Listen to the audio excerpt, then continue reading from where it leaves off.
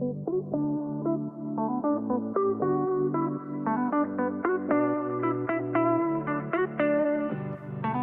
back to the Deeper Podcast. Thanks for joining us today.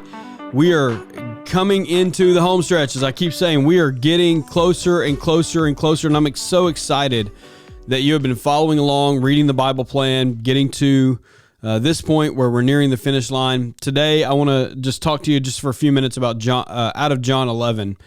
And in John 11, we see a story where Jesus has one of his close friends die, Lazarus. And Lazarus' sisters, Mary and Martha, have called for Jesus, and they've wanted Jesus to come because they know that Jesus has power to heal Lazarus, but Jesus doesn't get there in time. In fact, Lazarus dies. And we see that when he gets there, the sisters are like, hey, if you'd have just been here, if you'd have just got here a little quicker, Jesus, then this wouldn't have happened. And Jesus makes an astonishing statement in John 11:25. Jesus said, I am the resurrection and the life. The one who believes in me, even if he dies, will live. And in that moment, Jesus isn't just trying to give comfort. He is really describing who he is.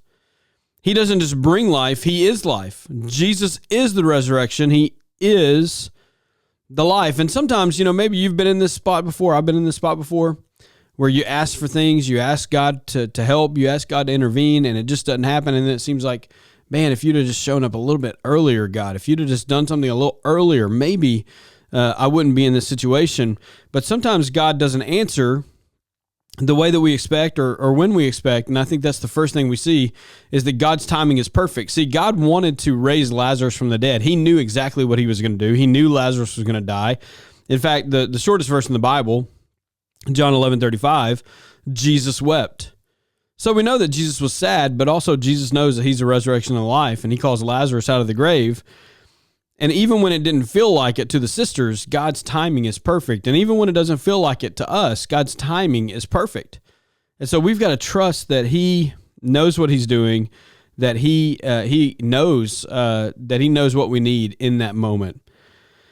And going back to, I think it's important, like I said, John 11:35, Jesus wept. I think it's important to know that Jesus empathizes and he feels your pain. Like Jesus felt pain in that moment that Lazarus was dead. He felt an emotional attachment to what was happening. Jesus isn't just some cosmic being up there who doesn't really care, who doesn't understand, who doesn't feel. He feels and meets you in your pain. Just as he met these sisters in their pain, he walks through life with you. He's not distant. He's not detached. He meets you in your pain. And then I think the quite obvious part of the story in John 11 is when Jesus calls, that's when life begins. He says in the end of the story, Lazarus, come forth. Lazarus, come out of the grave. And what happens?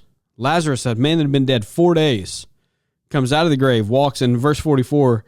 He says, unwrap him and let him go. He was still wrapped in his grave clothes. He was still wrapped up like a mummy. And Jesus said, hey, you need to unwrap that guy. He's alive now. And for us, I think he says the same thing. When he calls us out of the grave, he calls us out of spiritual death. He says, hey, I want this person unwrapped and I want you to let him go because it's for freedom that I've set that person free. And so life begins with Jesus because he is the life. So today, live as if you have life that Jesus has given you. If you're a follower of Jesus, you should live as if you have life.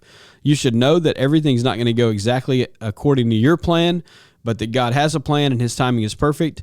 And it's just our job to trust and to know that he has our best interest at heart. And so go throughout today realizing that he has your best interest at heart. He knows what you need. He's going to be there. He's going to meet those needs. Might not be in your timing, but he will meet the needs. And we know that when we place our life in his, he is the life, he is the resurrection. And even though one day we will die, yet we will live.